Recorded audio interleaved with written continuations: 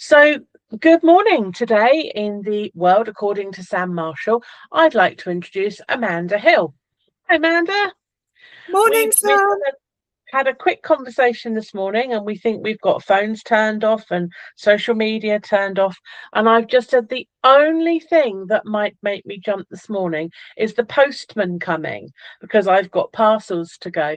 And Amanda said, possibly my husband might stick his head round the door. So if we get interrupted, hey, that's the world according to Sam Marshall.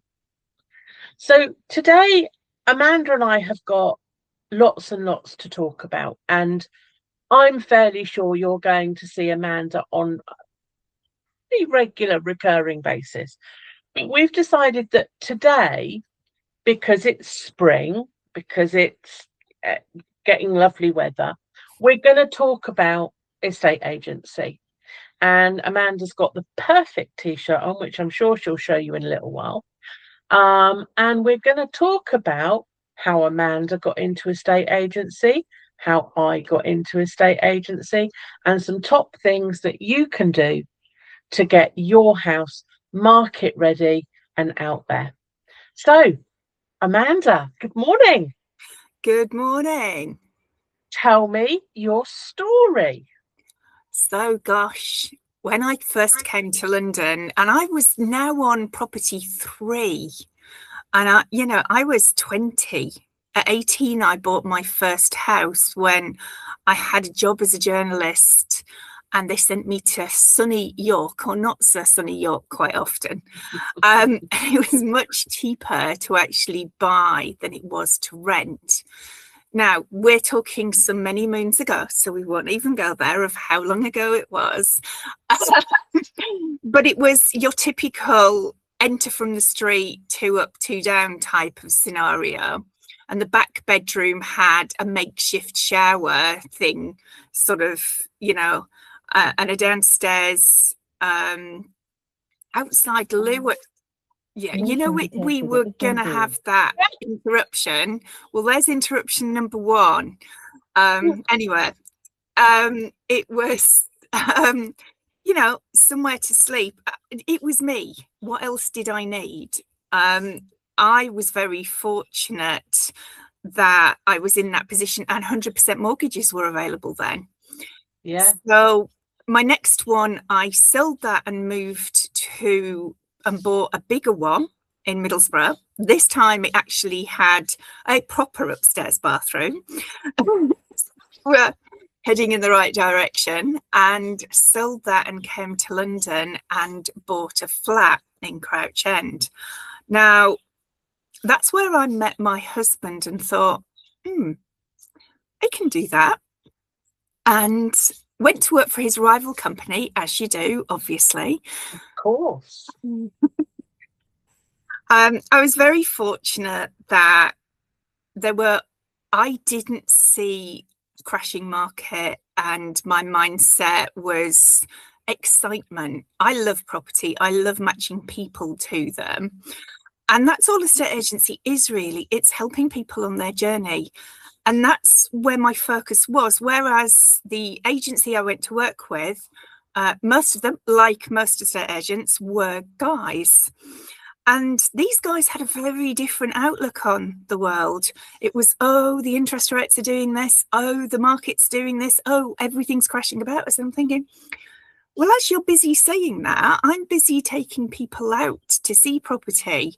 And we all worked from offices then, and we were in a goldfish bowl in Crouch End. It literally was that. It was a corner building with all the light coming in. Wow.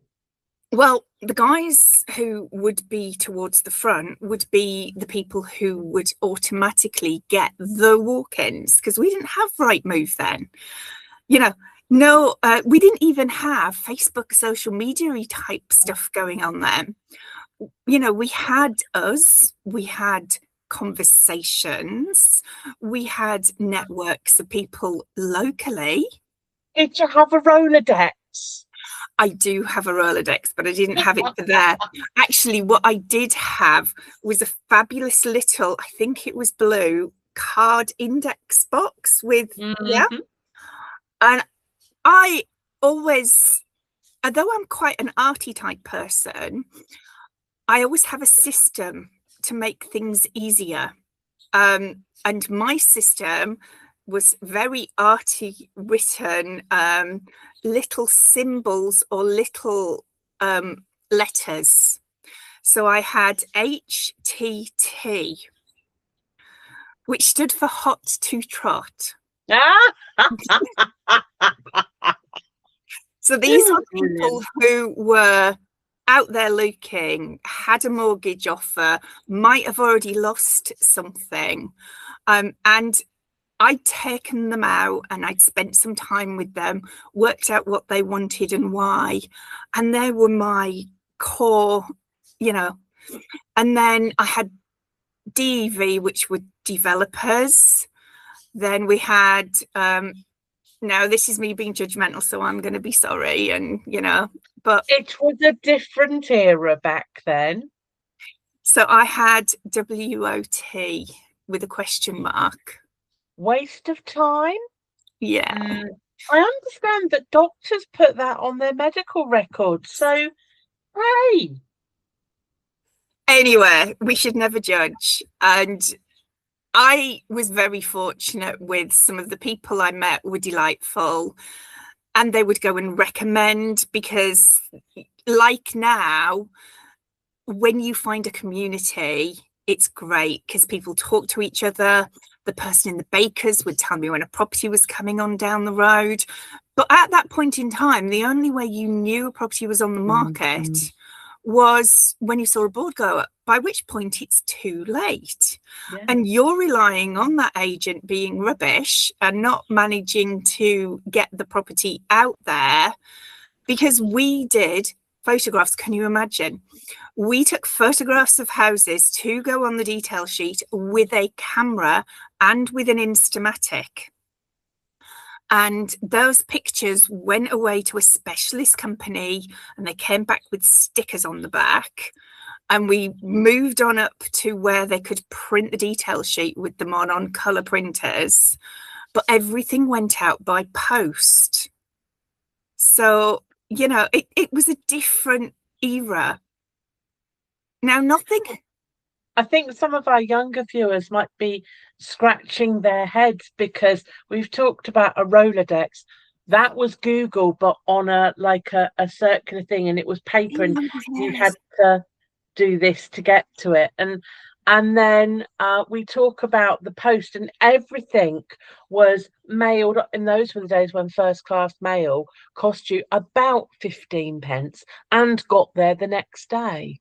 Well, it's just gone up today to, I can't even remember what it is, £1.90 or something, which is astonishing. However, we posted a lot. And I created, we posted out a sheet with all of the properties that we had on. And I changed the front cover. And I would do random things. So I would have an Easter message. I would have, I would create puzzles for them, and people occasionally sent me them back done. Yeah.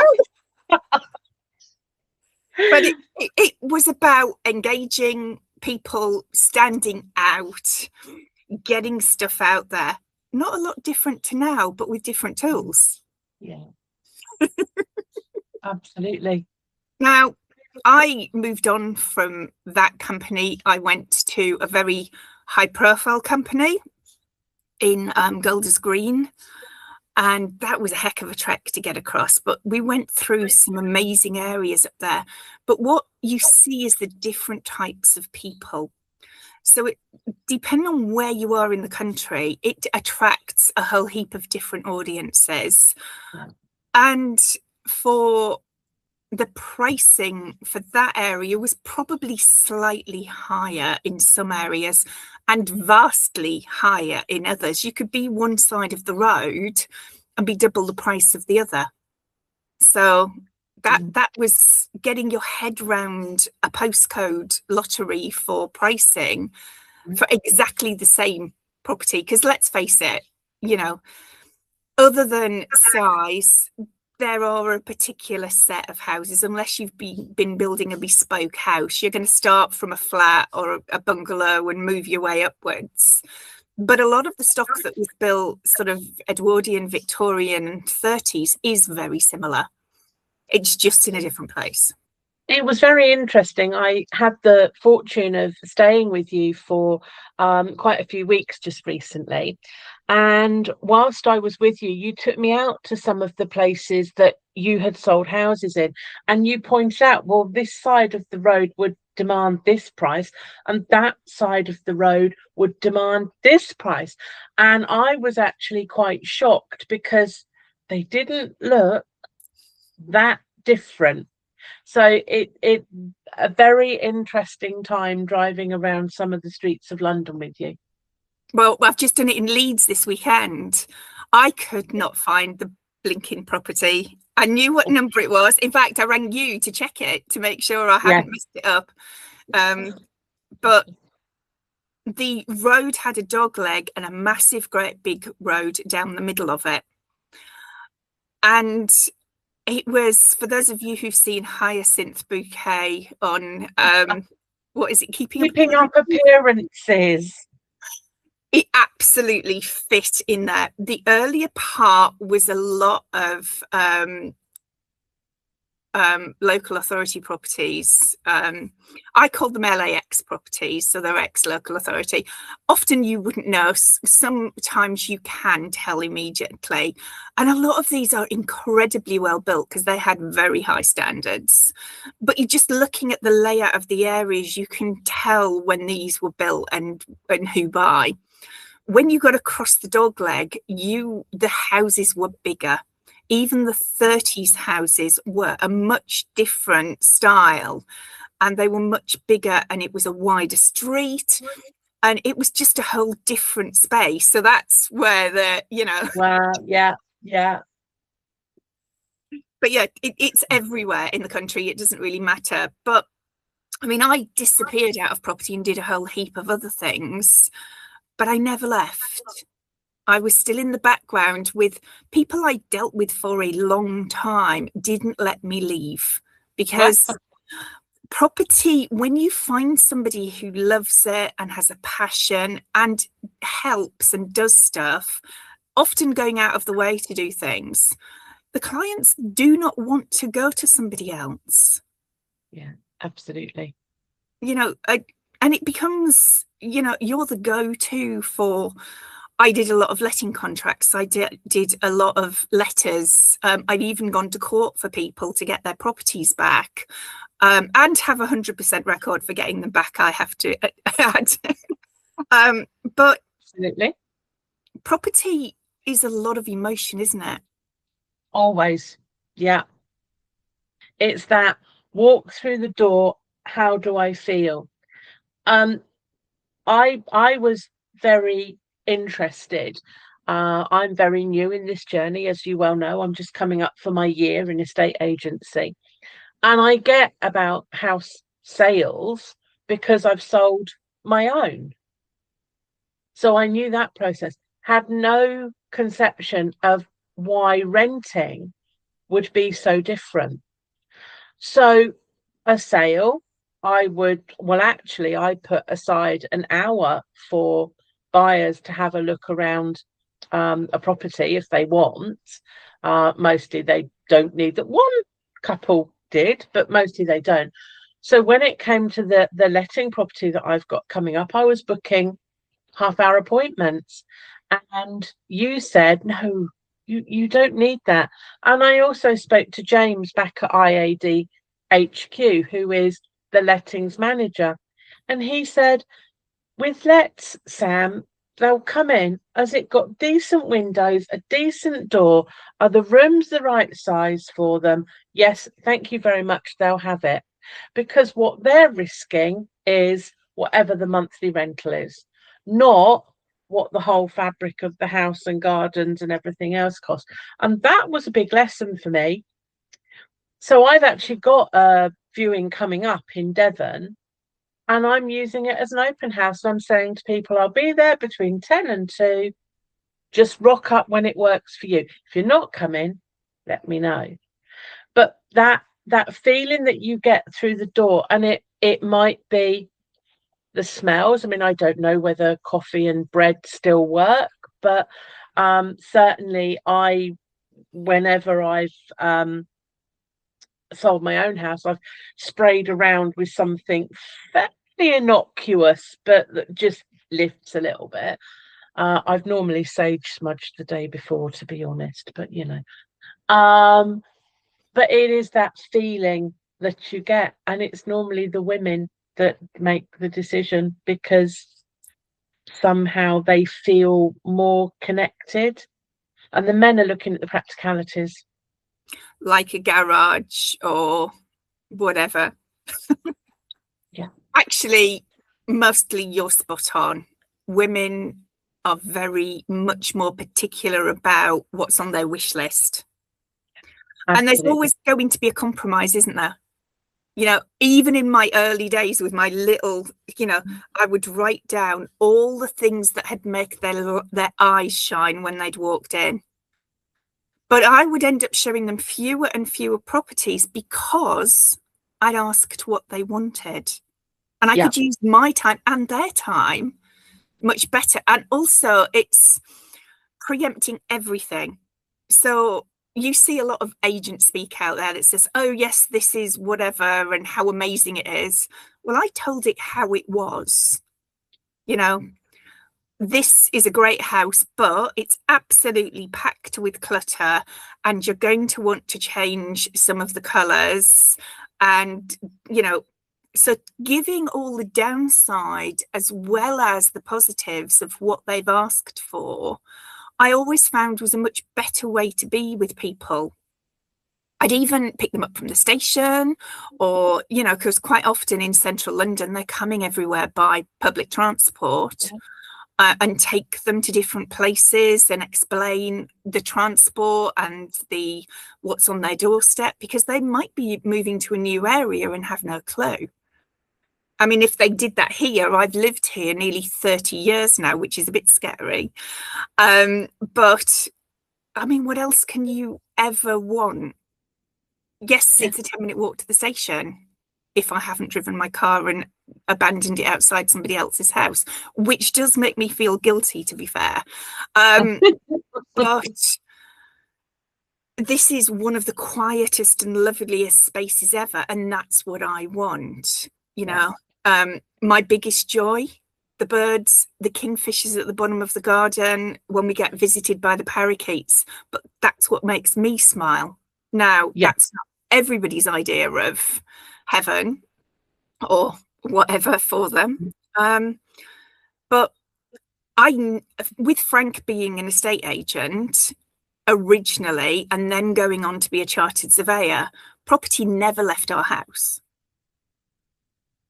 Yeah, so absolutely. When I saw the MD post the direction he'd taken IAD, I thought, oh, hello, what's this all about? Because I've known, what IAD started at for over 20 years. And I just saw the possibilities. I wasn't losing my network marketing background because I've been doing this for over 15 years, which is a bit scary. Yeah. Time just disappears, doesn't it? Unfortunately, it does, yes. Very fast. But I looked at it and I thought, oh, I don't have to be in an office 6 or 7 days a week. I don't have to sit behind a desk. I can do things around whatever else I'm doing. So I haven't left my other little network marketing stuff. I mean, working with Michael and the guys at Viva is a joy. Absolutely. And like you, I've been doing network marketing for 13 years, and that seems to have gone past in a flash. But I was talking to a mutual friend of ours last night who's actually joined me. I'm very excited to say, and thank you for the recommendation on that. But she also does other network markets. And I said, well, for me, I do Viva, I do Avon, and I do utility warehouse. Now, we'll take Avon out of the equation because it's not a good fit. But my plan when I sell my houses, Viva do these beautiful personalized wooden boxes. In fact, you sent me one very recently following the death of my mother-in-law for cherished memories. And I got that and I thought, well, how beautiful if I got one of those done for every purchaser and every vendor. And when it all goes to exchange, hand them the boxes that they can then take with a couple of Viva catalogues in and maybe a little sink wash kit or, something like that. But also at the same time have the utility warehouse quote at the side that says, well, I can do your gas, your electric, your broadband, your mobile, for whatever. So for me, those three dovetail beautifully. Now, whether I will be able to build the Viva UW side or not through this method is anyone's guess. But certainly the getting out there and the finding of the stock, the selling of the stock, that's very exciting for me. It's interesting you call it stock because that's a key agency word, but it isn't a word I use. And I think having been out and coming back in much more front line now, I still use a lot of my own words and my own descriptions. So for me, it's about helping people with the journey. And the property that we're doing it with is almost an aside to the story behind it. So the Leeds property, in a million years, driving to Leeds when you live in London to sell a property, in general, would not happen anywhere because most companies have your little boundary and dare you go over the other side of that road that belongs to here. We don't have any of that, fortunately. However, the story behind it, it's a friend of mine. It's about trust. It's about helping and being part of their journey. And in her case, it's her mother-in-law had a fall in December and is now not going to be coming out of the care home that she's now going to.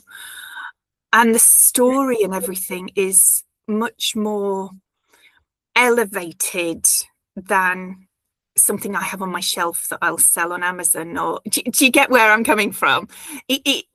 I'm very much a people person, and as a female, I think we're very much more tuned into that than many of the guys. I'm not saying all of them, but many of the guys do see the bricks and mortar as exactly that. Whereas I think the reason I was so successful in the past, and they had to take a female on their corporate ski trip for the first and only time ever, because I was one of their top sellers. And I think the reason was I wanted to see every property. I would then match that to the people I had looking, and I treated them with respect, not only the property, but also the people. Yeah. And I think that's the difference between a high street agent who has a salary relevant of the outcome and they follow all their systems. I'm not saying the systems are wrong. I'm just saying there are other ways of doing things. It's also about the time that they have. When I was an apprenticeship assessor, I had to bring in a certain amount of money to the company. That meant I needed to have 50 learners on my books. I couldn't heart-led deal with 50 learners every week or every fortnight. The caseload was too high to get quality results. I feel the same about high street agents. I feel that they have to have a high caseload and a high churn of sales, not withdrawals, but of sales, in order to be able to support the business. Whereas you and I both sit here in our offices with our backgrounds obscured, so no one can see what really happens in the background, but we sit in our own homes and we know individually how much money we need to support our lifestyle, and that is different for everybody.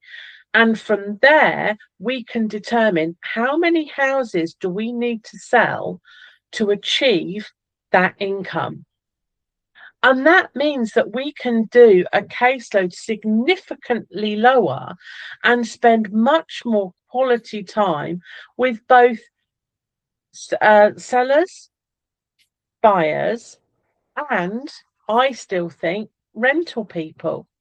Because I've spent quite a bit of time chatting to them on the phone to find out their background, their situation, to start to pre-qualify them so that I can be quite realistic when I say to the landlord, having spoken to them, having met them, having talked to them, I think that these three are your best bet. Which one would you like to go with? It's always down to the individuals. I mean, from this weekend, we're going to have more than one offer. We've already had a full asking price offer, and we will have more. There is only one house. Yeah. So I'm either going to have to go find two more, which is fine, or I'm going to have to, or somebody else is going to.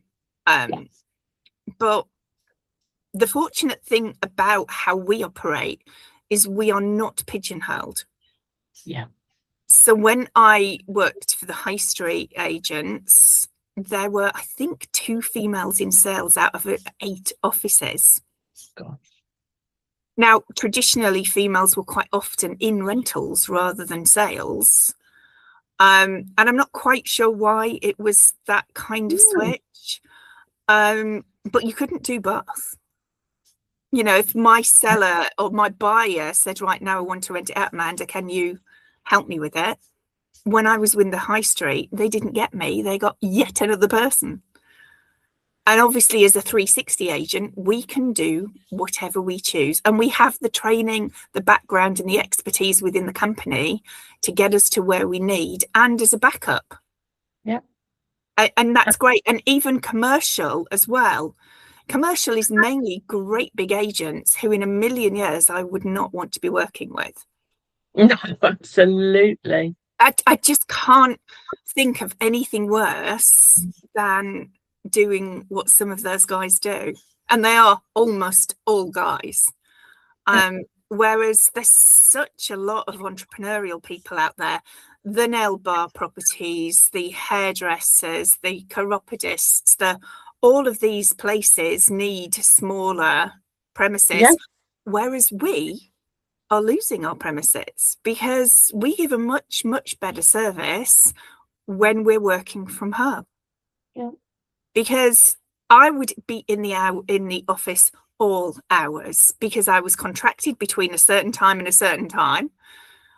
But my buyers were looking when we'd shut. Yeah. I don't know how many phone calls we would miss. I mean, I think we had an answering machine, but we definitely didn't have what we have with Moneypenny answering our calls at 5 to midnight, like my guy on his way back from the pub or whatever. Yeah, absolutely. Granted, I am not answering my phone at 5 to midnight. You know, there is only 1:12 in my day, if I can help it, and the other one I'm fast asleep in bed or whatever. But I think we definitely have opportunities, and even a lot of the top selling people under our banner are completing on 1 or 2 properties per month. Because we earn such a higher percentage of the money on the table for doing the work in a very different way, that we don't need to be doing, what did I do, 8, 10, 12 a month, some months in sales. Now, granted, I didn't take them all the way through the process. Somebody else in the office took that over. But I still booked surveys and made keys available and did whatever. But it's a different service. Something I've noticed, I'm self-employed, I can set my own hours all the time. What I've noticed is that I seem to do more with my vendors and my buyers after 7 o'clock at night than I do during the day. So I'm I like to be quite regimented, and I try to be in the office by 9:30 in the morning, and I work until 12 because I have a guilty pleasure at lunchtime. That's called bargain hunt. So 12 till 1 is out. And then I work from about 1:30 until about 4:30, 5 o'clock, something like that. But I've worked out that actually I can take my laptop into the other room because I can. And whilst I'm sat there watching whatever I'm watching on the television, I can answer on WhatsApp. And a lot of my buyers and sellers like to work using WhatsApp. Brilliant. I've got it on my laptop. I can talk to them whenever they want. I've spoken to one of my vendors at 10:30 at night because they had a problem, and I was awake enough to, because I hadn't quite gone to bed, to answer their question. They went, gosh, crikey, weren't expecting you, because they'd worked with another online estate agency and who in 10 months had got them no viewings whatsoever. They'd even taken them to auction and not got a sale. Now, Amanda, you know the house I'm talking about. I'm absolutely stunned by this. I come along and get them 6 viewings, 5 offers, and we're waiting to complete, So that's because I'm not tied to an office. I'm not tied to 9 to 5. When I came to the business opportunity presentation for IAD, a video played, and one of the ladies, can't remember her name, sorry, just said, I had to be in the office until 4 o'clock on a Saturday afternoon. I'd done all my work by 1, and I sat there for 3 hours twiddling my thumbs. I no longer have to do that because I dictate the hours that I work. Another lady came on and said, be under no illusion, you have to be disciplined to do the work. And those days that you want to get out of bed and go, not today, I really just can't be bothered today. I'm going to paraphrase now. She said, you need to give yourself a good talking to. That is what she said. I know, I can't remember her exact words, but you need to give yourself a good talking to, and you need to plonk your bum down, and you need to get going. And there is a lot of truth in that. And one of the other podcasts I'm going to do is going to be about motivation, because I overslept this morning. It's my husband's birthday. Normally he would not be working today because the kids are on holiday and he's a bus driver. But his boss has just given him a 9-hour shift for today. And so I needed to take him to work and bring the car back because we have one car between us. At 8:25, I opened my eyes this morning and went, eat, or words to that effect. Rue is leaving in 20 minutes. Now, Amanda, I've stayed with you long enough for you to know that me getting ready in 20 minutes is not a thing.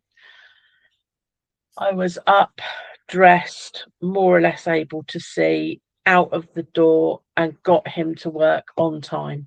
Wow, go you. I know. I then had to come back and go, okay.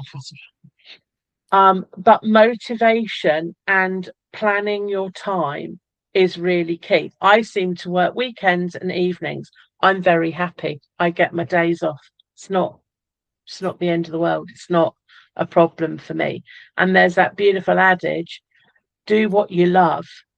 You'll never work a day in your life. Absolutely. And the lady originally you spoke about, I think, is Sinead. Would be, yeah. And I'm seeing her in 4 weeks' time because we're being treated to the trip in Marrakesh. And she is one of the top 4 in the UK.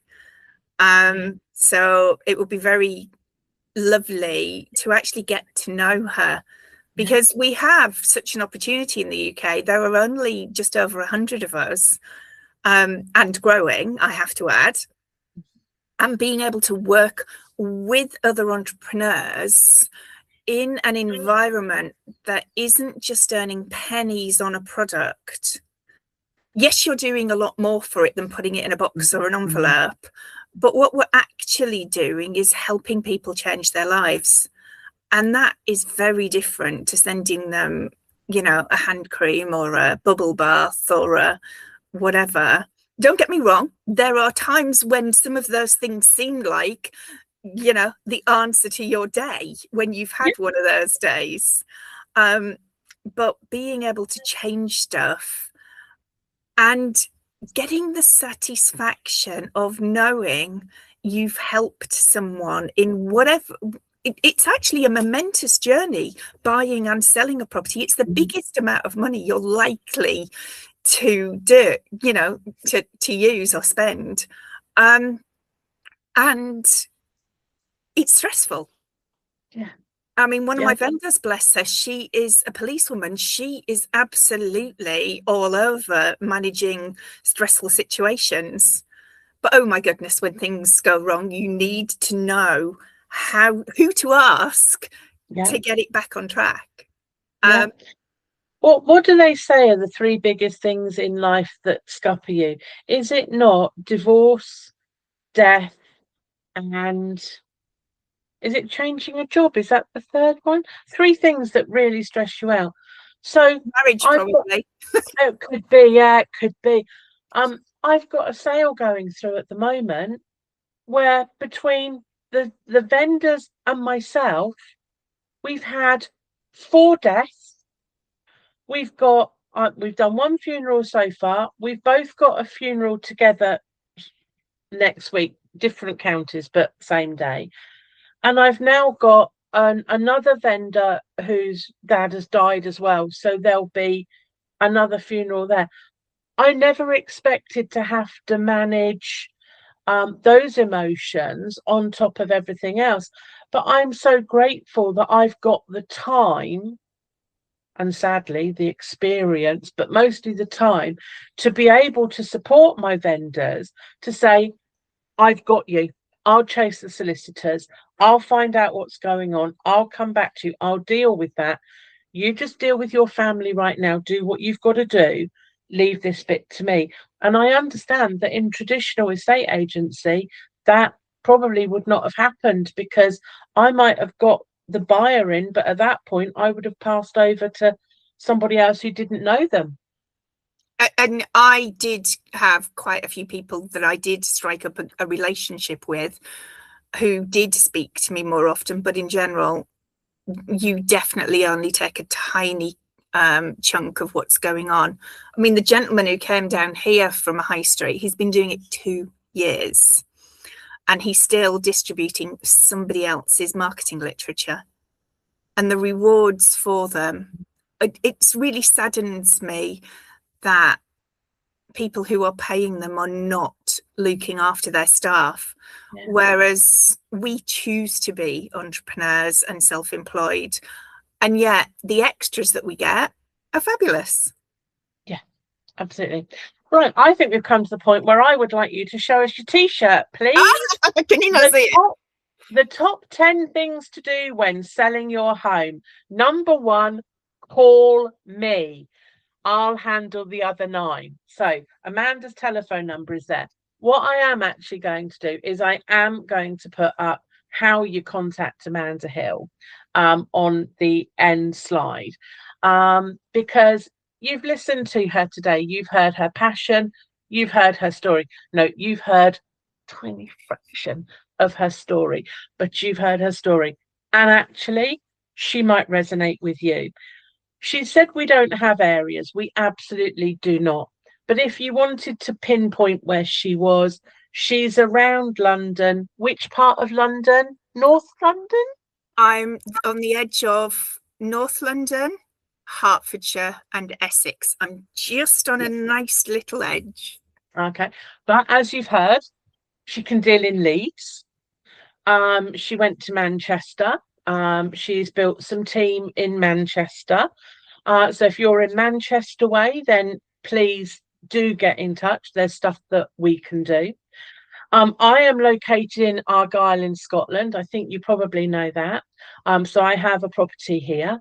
I have another property that I'm selling in Marlow in Buckinghamshire because that's my home county. And I'm going down to take on a rental in Devon because I spent 17 years in Devon. So as you can see, we don't have territory.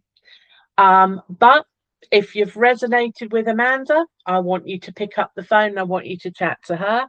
If you resonate with me, well, you know how to find me because I'm splashed everywhere. But do you know what? Please do think about us if you are thinking about selling your house, if you need to buy a house, because we also offer a buyer's service where you tell us where you want to go, we'll go out and look at it and shortlist it and help you buy it. Clearly, there's a fee for that. We don't do it out of the goodness of our hearts, but we want you to know that that is a service. And we love chatting to people who've also got the entrepreneurial spirit and think, do you know what? I could do that. I came into this industry age, what am I now? Yeah, I was 56 when I came into this industry. I had never done estate agency in my life. I spent about 3 months doing due diligence, really checking it out, asking questions. Could I do this? How could I do this? What would I do? I've loved it. The training that is available to me, there's self-service training, there's I keep calling it tutor-led training. Barry Lee is our head trainer. He's another one that's got 20, 30 years experience in the trade, and he shares his knowledge freely. He does online, he does face-to-face. I've been to London training, I've been to Little Haddam training. Where's that? Is that Hertfordshire? Hertfordshire. Been to Hertfordshire training. All of this, it's all there for you, and you can take as much or as little as you want. I've soaked it all in because I need to, and I'm still learning. But you see, over my shoulder here, look, there's a picture. And that's a picture of me in my teaching days where I was teaching young people. So for me, lifelong learning is really important. We've forgotten one little go thing. on. We've forgotten that we can give them some money if they know people who are selling. Now, this is where you should be turning around and going, and here's my QR code for property. IAD started in France in 2008 and has spread rapidly throughout about 8 countries in the world at the moment, and more are coming on board. And one of their, or a couple of their people, created a mobile app, and it's called Proper Tips. So you, as a private individual, dear listener, dear watcher, can download the Proper Tips app for free. And if you have someone who is buying or selling a house, you can pop their details in, and that will come through to a local agent who can then get in touch with your friend. So you will have to tell them you're doing this. And at the point that we effectively sell their house, you can earn a referral fee. Now, this appears to average at about £400. But £400 for you filling in a name, address, a telephone number, an email address, that's not bad going, is it? It's not a bad return. And you can keep doing it. And yes, there's no limit on how many times you can do this. So I will put up the QR code for Proper Tips so that you can access that whenever you feel like it. I will put up Amanda's contact details. I'll put mine up as well. But for now, Amanda, I'd like to thank you for coming on the podcast today. I was going to say this morning, but by the time this goes out, it won't be morning anymore. Coming on the podcast today. I'm sure you'll be back, and I'm sure we'll be talking about something else in the very near future. So say bye-bye for now. Bye, guys.